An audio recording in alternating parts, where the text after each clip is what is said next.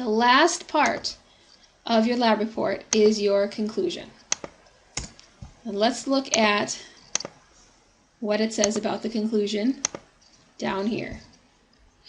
So in your guide it says, in your conclusion, first you should restate your prediction and hypothesis. Was your hypothesis supported or refuted? What evidence supports your conclusions?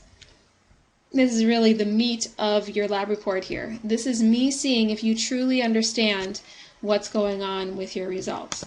So what I would suggest, first of all, because you have to restate your hypothesis first anyway, is go back, copy your prediction and hypothesis,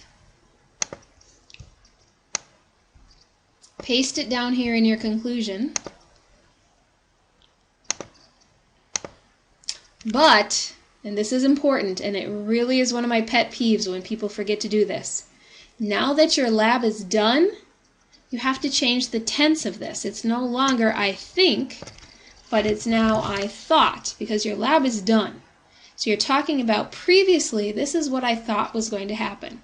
So I thought that the egg would, again past tense, gain or lose mass because the egg is hypotonic or is hypertonic compared to your solution.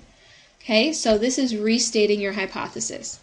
Now, if you thought the egg would lose mass and it did, your hypothesis is supported. Or if you thought it would gain mass and it did, your hypothesis is supported. But if it did not turn out the way you thought it would, then we say your hypothesis is refuted.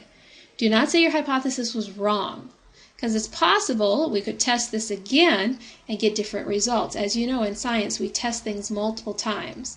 So it's never that you're necessarily wrong, it's that this time in this experiment, there was no support for the hypothesis that you made. So you're going to say here, my hypothesis was supported because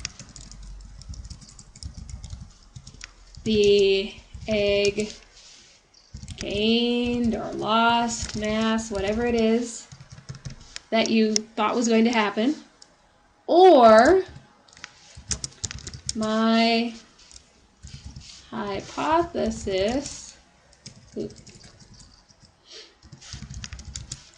was refuted because the egg gained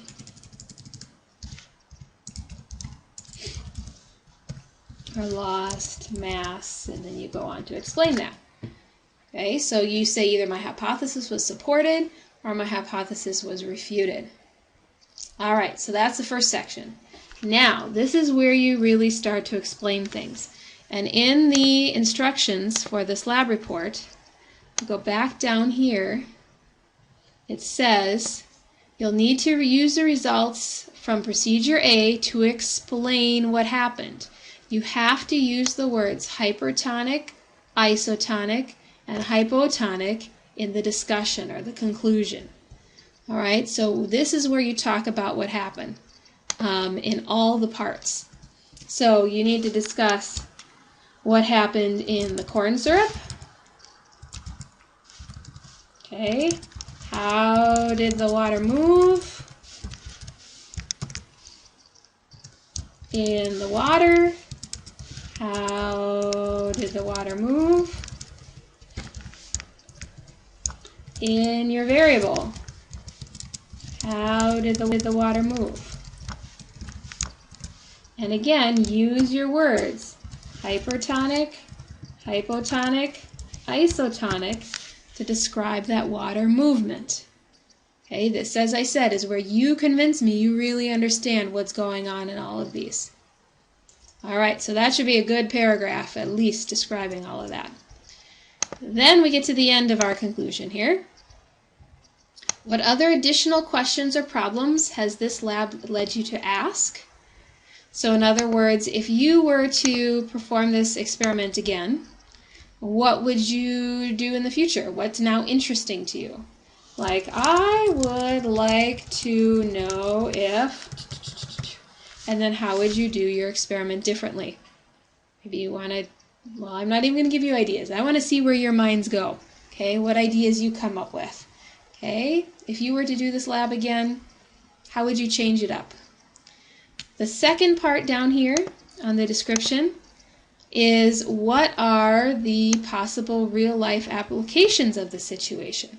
Why do we care if eggs go through osmosis based on different solutions?